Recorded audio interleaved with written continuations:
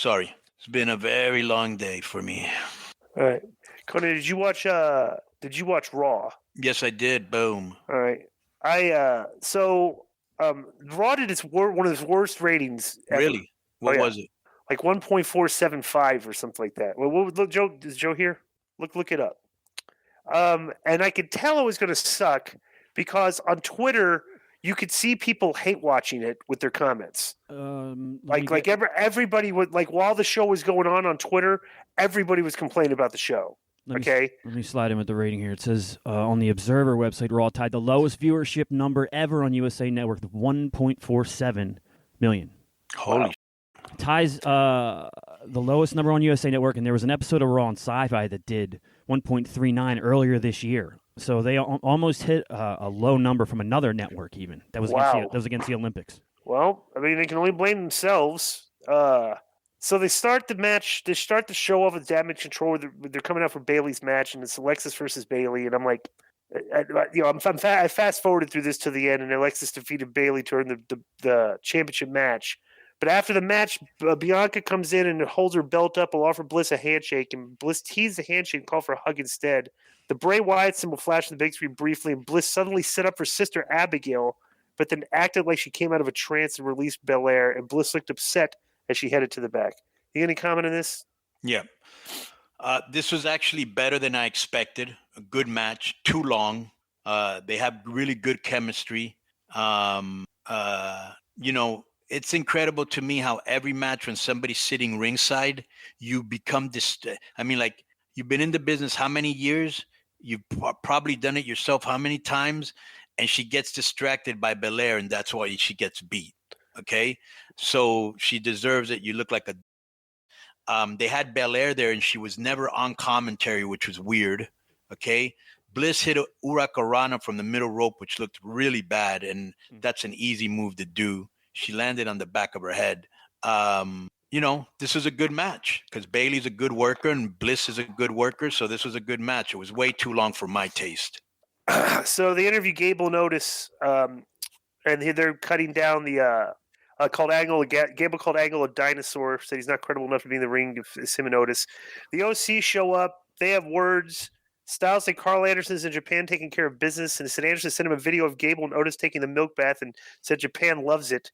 Somehow this war of words that they're having backstage, which is just silly, ends up with AJ and Chad Gable having a match that AJ wins in 9 minutes. This is like, bro, the Raw is getting back to lazy booking.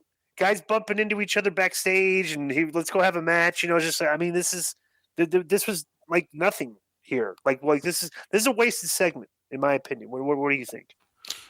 Which one are you talking about? The AJ, the OC bumping into Chad and Otis and Gable backstage, and it leads to a match. Whether they're trying to set up a match, right? Backstage, can I read you a little bit of news here? Go ahead. So, because Joe, you need to do Joe from now on. Make a sound effect when you have like news, like beep beep beep beep beep beep, like breaking news. Because you're boring. Yeah, do like a breaking news. Yeah, I have a sweet reporter voice. No, you don't. What do you call it?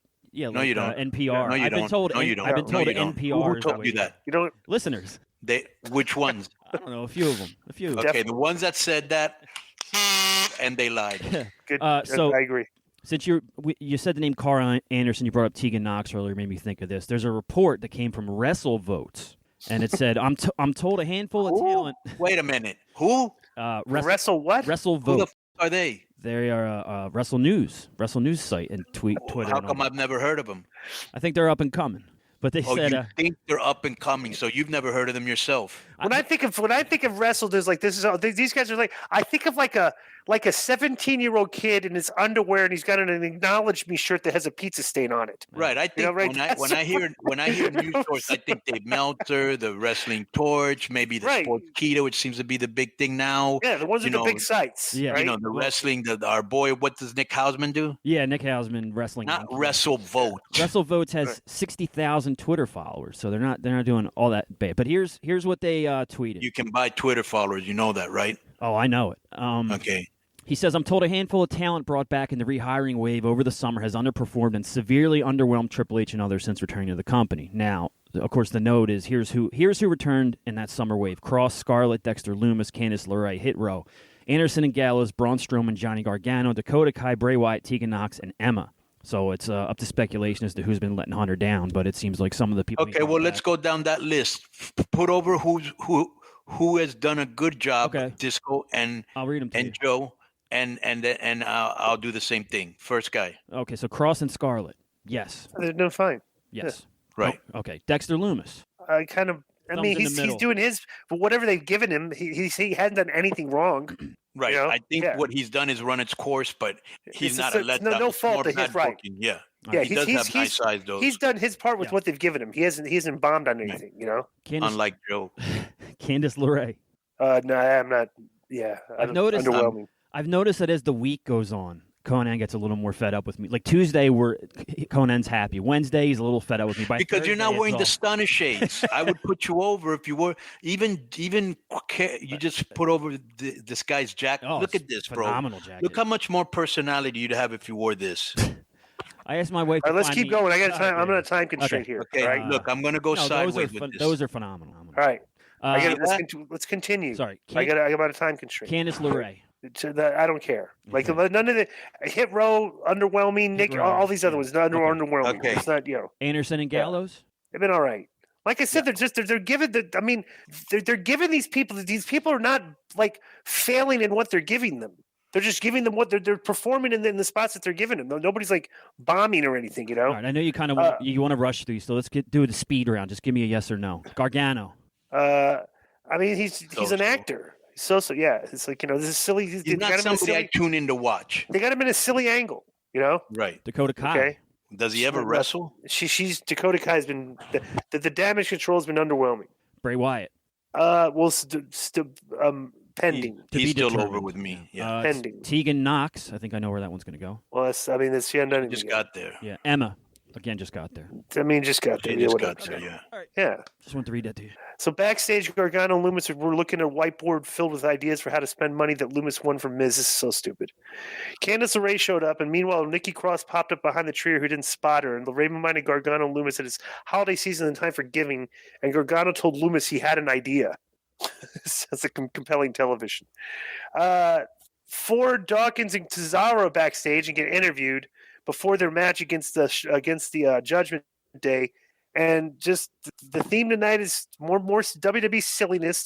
They got the cups, and they started screaming like they're getting fired up in the red cups, and I don't know. It's just so then they go out there and it's the Judgment Day against the Street Profits and Dawkins. You're right, Dawkins has lost a lot of weight. Yeah, it looks in good shape. He wrestles with no shirt on out there now. Yeah, and he wrestles really good too. He's improved a lot. He's improved. And I like what Dominic does in these matches because he gets in there, he punches the guy and kicks the guy and tags back out. Yeah, he's a little sneak. Exactly. It's like a sneaky punk. Right. Yeah. So then they go to the end. It's Tozawa and Tozawa and Ray are doing action at the end, and then outside the ring, Priest grabs Tozawa and gives him like the razor's edge into the ring, and Dominic pins him, and the Judgment Day wins the match. So. You know what's funny too is if you watch, bro, Dominic's got really good heat. Like the second he tags in, the people start booing. Yes, you know, absolutely. Yeah. You got any comment on this, Konnan? Tozawa was really over. I couldn't believe how over he was, and he didn't look bad in the ring either. Him and Baylor actually went in there, and they really did a good high spot. The match was entertaining. What else what else? Yeah, Dom's got mega heat, you know, and I thought it was really good. You know what I'm saying? Yeah. So Dexter, Loomis, and Gargano went to a merch table and said, "We'll take it," Gargano said. And when the person working the merch stand asked what they would take, Gargano said all of it. Gargano loaded up his arms with merch and said they needed something to carry, and then Loomis grabbed some items and handed a stuffed bear to a younger fan who thanked him. Bro, we're supposed to believe that a grown-ass man with a bag of money is just going to be walking around the arena buying merch. Right. This is because Gargano told them to. It's like you treat your audience like a bunch of Because Gargano told them to. That was the other thing. And so why? Why are you listening to this guy? Gargano walked up with a mic while Loomis dragged a cart filled with merchandise. And Gargano, bro, whoever's wrote this stuff, I'd like tell the writers, like, dude, we got to review your work. This has got to be for kids, bro. It's got. I mean, it's so stupid. Yeah. Gargano walked out with a mic while Loomis dragged a cart filled with merchandise. Gargano spoke about how much he and Loomis had to be thankful for. Gargano spoke about his son baby wrestling while Loomis threw various merchandise items into the crowd. And Gargano said they wanted to give back to the fans by giving them some cool stuff. Gargano hopped on the broadcast table and Loomis pulled out a merch gun and then Gargano shot an item into the crowd. The Miz showed up with a hood over his head and shoved Loomis, who knocked Gargano down, and Miz grabbed the bag of cash and removed his hood. Miz tried to leave with the money, but Adam Pearce came out and ordered Miz to give Loomis the money. I mean, if anybody didn't see this, I'm literally reading this exactly as it says. This is what happened. Miz got a mic and said that it was his money. Loomis started to leave, and Gargano said he was going to get an axe. Pearce stopped Loomis, saying they didn't need an axe. Miz said he was desperate, would even face Loomis in a rematch to get his money back. Gargano whispered to Loomis, and Gargano referred to Miz by his first name. Oops, I lost my spot here. Miz by his first name, and Miz corrected him. The crowd started yelling, Mike. Gargano said that if Pearce was okay with it, Loomis was willing to give Miz a chance to win his money back in a rematch next week. And Gargano suggested raising the stakes by making it a ladder match. And Gargano said whoever climbed the ladder and retrieved both bags of money would win it all. And when Miz asked what both bags of money meant, Gargano said Loomis would be putting his money, so Miz needed to do the same. Miz said he doesn't have cash. And Gargano said everyone knows how rich he is. And Miz said his wife controls their money and Maurice gives him an allowance. That's actually pretty funny. The crowd chanted Miz. Gargano said the other catch was that Miz needed to help him give away the rest of the merchandise while dressed as Santa's little elf. Pearce told Miz to get his elf costume on. I mean, what did you think of this? Okay, this is for kids. This can't be for us. This Right. was way, way too long. It dragged. Not a fan. To me, the whole Loomis Miz thing has run its course. Gargano, they try to make him funny. He's not funny. How come he doesn't wrestle if he's Mr. Wrestling? The other thing is Loomis never talks, so he's not that entertaining. He just stands there and he stares. You know, Gargano's not entertaining. Miz tried to make it entertaining, but this to me wasn't. This was way too long, and it really dragged. Io Sky beat Candice LeRae in 10 minutes. I didn't watch this. This was actually another match that was better than I expected. I guess Sky and LeRae wrestled each other in NXT. So this was a better match than I expected. Again, I thought it was too long, you know, and what else do I remember about this match? I think Bailey was on commentary, and she also didn't talk to the commentary team. Those are two people that have come out and they don't even talk. They just sit there. That's weird. The other girl talked. What's her name? The Zelina Vega. She was very mouthy. No, but Bailey didn't. But Bailey. But what's the black girl's name? Yeah, I don't think they're Belair. Yeah, they may not be very happy with this creative here. Maybe that's why they're quiet. Kevin Owens comes out to get interviewed, and Elias showed up with his guitar, and he said, Elias asked if Kevin could come out and be in his corner because all the bloodline will be out there because he's wrestling solo. And Kevin, of course, had to bring up, "Are you crazy? Because you made my life miserable, basically, pretending you were Ezekiel, and he's still trying to be Ezekiel." And Owens stormed off, right? So this was another silly exchange where the wrestlers had to act like idiots. So Elias sat in the ring and the guitar stool and had a photo. So they wrote Riddle off of TV, and they're making a big deal out of it here because they had a big photo of him in the ring with bongo drums behind him. And Elias played the guitar for a moment and thanked the fans for coming to the Matt Riddle tribute concert. And Elias said Riddle knew the universal truth, which is that WWE stands for Walk with Elias. Elias says Riddle's dream was to perform with him in the ring. Elias said Riddle won him over and he misses him. And Elias said he found something while he was picking up the locker room last week. He pulled out a page of lyrics that he said were written by Riddle. And Elias played his guitar and sang the song, "Elias, You're My Bro." And then Solo comes out and with Sammy, and they basically beat him up pretty good. Super kick. Actually, they gave Elias some offense here. But Solo beats him with he super kicks him and beats him with the spinning Solo Uranagi. After the match, he starts roughing him up, and Sikoa jabbed Elias with a chair and then wrapped him around his neck. But then Kevin Owens ran out and saved him. He kicked Sikoa, gave him a stunner, and Zayn ran away. And then Sikoa wanted to go after Owens, who picked up the chair. Then Zayn told Sikoa it wasn't the right time and talked him into heading backstage. Then Elias put his hand on his shoulder to thank Owens, but Owens kicked him and put him down with a stunner too. So, what'd you think of this? I thought the best part of this match was Sami Zayn's dancing. His no rhythm, white boy, just not seemed like he can't hear the rhythm. Was hilarious when they came out. The the I thought the promo between Kevin Owens and Elias, Kevin was really good. Elias wasn't. I don't know what's wrong with Elias. Maybe he I don't know. But anyways, he sang the song more because usually he starts to sing the song and somebody comes up, but this time they actually let him sing the song. And all he did was put over Riddle. I guess they're trying to, Right. let you not forget him while he's out. And I thought Solo should have beat him really quick. It took him a while to beat him, but I thought the way they've been booking him, he should have gone in there and beat him really quick. Solo's really strong. And then at the end, KO came out and saved Elias from getting beat up, but he hit him with a stunner anyways, which got a pop. So then we do Rhea versus Asuka. Rhea's out there with Dom. These two work pretty good together because they work very physical.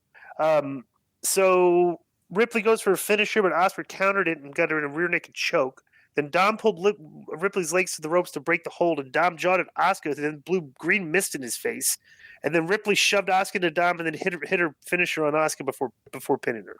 So Rhea went over, but Asuka spit the mist in Dom's face. So after the match, Ripley tended to Dom and said, "Somebody get some water." And Ripley yelled on the stage before taking Dom to the back, and the camera focuses on Asuka lying on the mat looking distraught over her loss. And they go backstage and go to the trainer's table, and Dom was saying, "Mammy, it burns," and he questioned who the trainer was and whether he had a license. The priest told Dom that something else could burn worse. Funny. So what did you think about this whole segment here? Okay, well, this match was good because Asuka, all the little girls that they have there, like Candice and her and Alexa Bliss and Nikki Cross, all these little like 5', 90-pound girls. She's probably one of the most physical, if not the most physical, bro. She was hitting Rhea with some really stiff kicks. And Rhea's kind of like a guy. She doesn't put her hand in the way, which one day she's going to make up. She's going to pay for that. But anyways, I didn't even know this. Do you know what Asuka's nickname is? This is brutal. No. The Empress of Tomorrow. Oh my God. What a brutal name. Anyways, Dominic was great on the outside when Asuka went after him and he tried to, Ric Flair his way out of it. That was very entertaining. And then he got hit with the mist at the end, and he sold that really good, and he sold it really, really good in the promo in the back. Yeah. So next, Dolph, what do you call it? This was good. Yeah. Did I miss something here? Was Austin Theory on this show? I got the feeling that maybe No, I don't think he. No, I don't think he.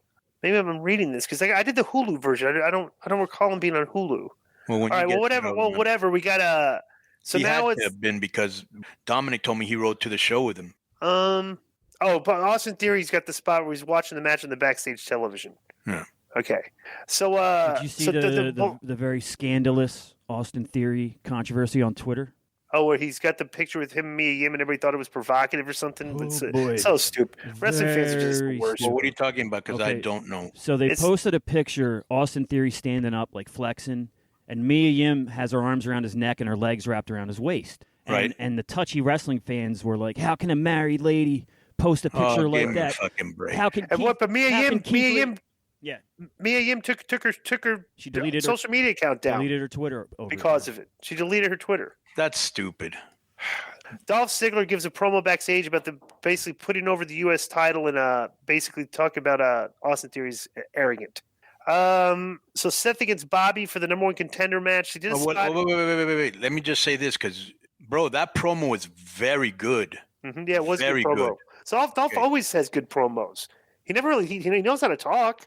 You know, it's pretty good. What else we got here? Oh, so Seth and Bobby for the number one contenders match for the U.S. Championship. They could have threaded this throughout the show. Like there was no promo from Seth, no promo, nothing. It's just like here we are 3 hours later. We're having this match, and nobody's watching it because everybody turned their show off. So this tip, these guys we've seen them work together before. Basically, Lashley speared Rollins and covered him. The referee returned to make a 2 count. The referee was selling his leg like he was hurt, and Lashley barked at the ref. And Lashley went for another spear only to have Rollins leap up and put him down with a pedigree. And Rollins covered Lashley and got the 3 count clean. After the match, Lashley grabbed the referee and pushed him in the corner. A second referee came out to talk Lashley down. Lashley accidentally elbowed the second referee in the head, and this is after the couple weeks of Adam Pearce telling him he can't be roughing up the officials. So Pearce went out and scolded Lashley, recalled telling him that his hands would be tied, and Lashley shoved Pearce aside, and Pearce stopped Lashley and yelled, "You're fired." Pearce walked to the back. "Are you? I'm what?" Lashley asked. Well, some fans near the camera, I'm actually saying the goodbye song to close the show. So he's fired? That's how we ended that show after you know. So, I don't know. What do you think it is? I thought this was a great match. This is the way to end a show. Right. I mean, this is a, you know, Seth and him are two veterans that they've faced each other a lot of times, and they have great chemistry, and they're believable, and they true professionals, both of them. They look like stars. They come off as great. This is great. This is what I like about wrestling. You know what I'm saying? And the finish was great. He went for the spear, and this guy turned it into the pedigree. You know, I like this match, and I liked with him getting mad at the referees and all that. So I really liked it. Yeah. So they put up a promo from Adam Pearce on Twitter, under his official Twitter, where he rescinded the firing of Bobby Lashley. So they took it back. Okay. All right. So that's been our Raw review. Enjoy the rest of the show. Baroom. No.